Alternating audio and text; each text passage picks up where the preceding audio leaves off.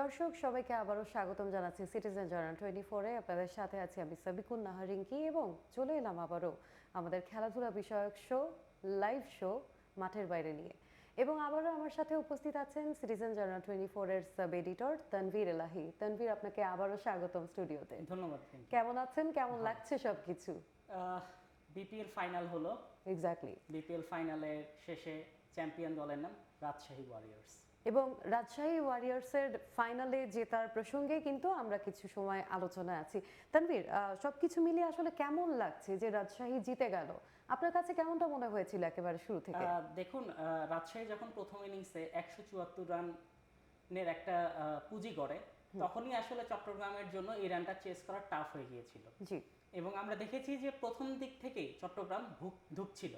চট্টগ্রাম অনেকটা। পাওয়ার প্লের মধ্যে 3 উইকেট হারিয়ে ফেলে এবং এরপর আসলে তারা আর সেভাবে উঠেই দাঁড়াতে পারেনি। এবং চট্টগ্রাম যে এই যে 63 রানের ব্যবধানে চট্টগ্রামকে যে হারিয়েছে রাজশাহী, এই বড় জয়ে অন্যতম কারিগর কিন্তু বোলিংয়ে বিনুরা ফার্নান্দো।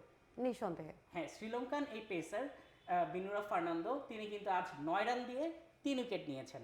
জি। আপনি যদি অতীত ইতিহাস ঘাটেন তাহলে হলো জাস্ট আগের ম্যাচে সিলেটের সঙ্গে বিনুরা ফার্নান্দো তিনি কিন্তু 19 রান দিয়ে 4 উইকেট নিয়েছিলেন। যেটা অনেক বড় একটা জয় আসলে। আমি বলতে পারি যে আসলে রাজশাহীর এই জয় বোলিং এ নেতৃত্ব দিয়েছেন বিনুরা ফার্নান্দেজ। এবং একই সাথে যদি ব্যাটিং এর কথা বলতে হয় তাহলে যার নামটা চলে আসে তানজিদ হাসান, যিনি কিনা মাত্র 62 বলে সেঞ্চুরি করেছেন। হ্যাঁ, প্রথমে আসলে জয়ের জন্য যে রানের পুঁজিটা দরকার, সেই বড় পুঁজিটা আসলে গড়ে দিয়েছেন কিন্তু তানজিদ হাসান তামিম। তানজিদ হাসান তামিম কিন্তু সেঞ্চুরি করেছেন বিপিএল এ, এটি তার তৃতীয় সেঞ্চুরি এবং বাংলাদেশি খেলোয়াড় হিসেবে সবচেয়ে বেশি সেঞ্চুরির রেকর্ড বিপিএল এ এখন তার। বিপিএল ফাইনালে এটি তৃতীয় সেঞ্চুরির ঘটনা।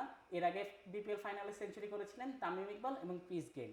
আমরা যদি রান বিপিএল এর যে সর্বোচ্চ রান সংগ্রহ সেখানেও যদি নজর দেই তাহলে দেখব যে তানজিদ তামিম কিন্তু 3 নম্বরে আছেন। তার রানটা সম্ভবত 356-র মতো, আমি যদি ভুল না করে থাকি। এবং হলো যে তানজিদ তামিম কিন্তু ছক্কাও মেরেছেন, পুরো আসরে 19টি ছক্কা মেরেছেন, যা সর্বোচ্চ।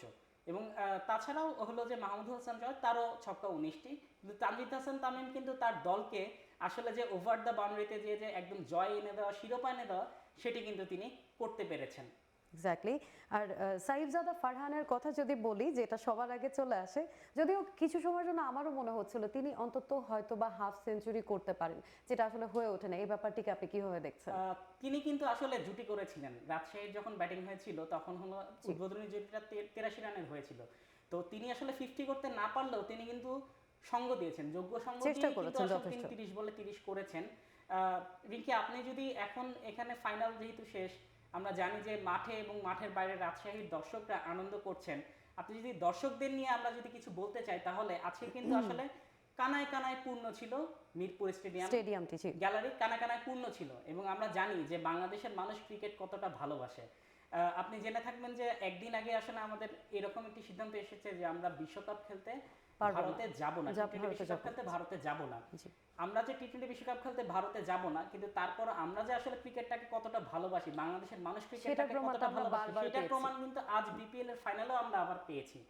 এবং আমরা যতটুকু দেখেছি যে বিপিএল এর ফাইনাল দেখতে আমাদের যুব ও ক্রীড়া উপদেষ্টা আসিফ নজরুল এসেছিলেন এবং তিনিও কিন্তু একই ধরনের কথা বলেছেন যে আইসিসি এই জিনিসটি নজরে রাখা উচিত, এই বিপিএল ফাইনালটি আইসিসির দেখা উচিত যে বাংলাদেশের মানুষ ক্রিকেটকে কতটা ভালোবাসে এবং বাংলাদেশের মানুষ যে ক্রিকেট পাগল, সেটা তিনি আবারও কিন্তু বলে গেছেন। এবং আরেকটা বিষয় যেটা আমি দেখছিলাম খেলার মাঝেই, খবরে যেটা দেখছিলাম যে অনেক দর্শকেরা কিন্তু পুরো খেলা শেষ না করেই মাঠ থেকে বেরিয়ে যাচ্ছিলেন। এটা আসলে মাঠ থেকে যারা বেরিয়ে যাচ্ছিলেন তারা আসলে চট্টগ্রামের দর্শক, মানে তারা চট্টগ্রামকে সমর্থন দিয়েছেন। হ্যাঁ, এখন আপনি যদি কখনো কোনো দলকে সমর্থন দেন, আপনি দেখছেন যে সেই দলটি হেরে যাচ্ছে, আসলে হয় কি, ক্রিকেট তো অনিশ্চয়তার খেলা, কিন্তু যখন আসলে একটি দলের 7-8 উইকেট পড়ে যায় তখন কিন্তু আসলে টেল এন্ডাররা ব্যাট করে। তো টেল এন্ডাররা যখন ব্যাট করে তখন কিন্তু আসলে জয়ের আশাটা কমে যায়, সেটাই হয়েছে। এজন্যই আসলে দেখেছেন যে কিছু দর্শক হয়তোবা চলে গেছে। কিন্তু আপনি জানেন যে এই বিপিএল যেহেতু ফাইনাল ছিল, ফাইনাল শেষে কিন্তু ফায়ারওয়ার্কস হয়েছে, সেটিও অনেক হলো যে উপভোগ করেছেন। এবং হলো যে বিপিএল ফাইনালে রাজশাহী যে জিতেছে, বিপিএল এর ইতিহাসে আমরা যদি বলি তাহলে দ্বিতীয়বারের মতো রাজশাহী দল শিরোপা জিতলো। অবশ্যই হলো সেটি এই একই ফ্র্যাঞ্চাইজি ছিল না, কিন্তু কারণ হলো যে আমরা জানি যে বিপিএল আসলে দেখা যায় যে এক এক আসর এক এক ফ্র্যাঞ্চাইজি থাকে।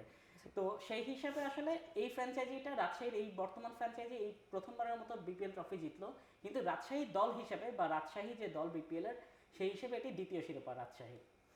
চট্টগ্রাম রয়্যালসের কাছে যদি একটু যাই, মাত্র 111 রান, হ্যাঁ, ভরাডুবি বললে তো একেবারেই ভুল হচ্ছে না।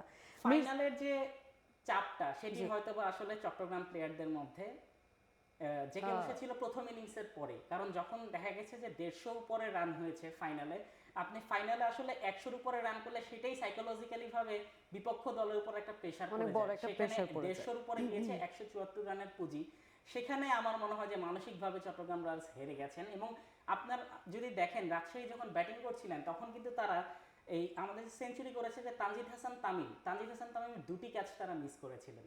এক্স্যাক্টলি। আচ্ছা, মির্জা তাহির বাইক 36 বলে 39 করেছিলেন এর মির্জা বেগ, বেগ চট্টগ্রামের। ইয়েস, এন্ড এরপরেও কিন্তু আসলে কোনোভাবেই সে ছাড়া আসলে আর কেউই সেভাবে কেউই রান তেমন করতে হচ্ছে পারেনি। পারেনি। সে ছাড়া আর কেউ তেমন রান করতে পারেনি বলেই কিন্তু আসলে 111 রানে অল আউট হলো চট্টগ্রাম, এবং হলো 63 রানের বড় জয়, রাজশাহী চ্যাম্পিয়ন হতে পেরেছে।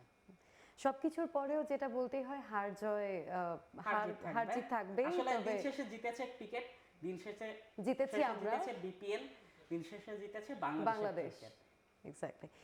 তানভীর, আপনাকে অসংখ্য ধন্যবাদ স্টুডিওতে আবারও আসার জন্য এবং এত সুন্দর একটা ব্যাপার, এত সুন্দর একটা বিষয় আমাদের সাথে শেয়ার করার জন্য। ধন্যবাদ। দর্শক, আজকের মতো বিদায় নিয়ে নিচ্ছি মাঠের বাইরে থেকে। দেখা হচ্ছে আবারও পরবর্তীতে অন্য কোনো এপিসোডে। আশা করি সবাই ভালো থাকবেন এবং সিটিজেন চ্যানেল 24 এর সাথেই থাকবেন।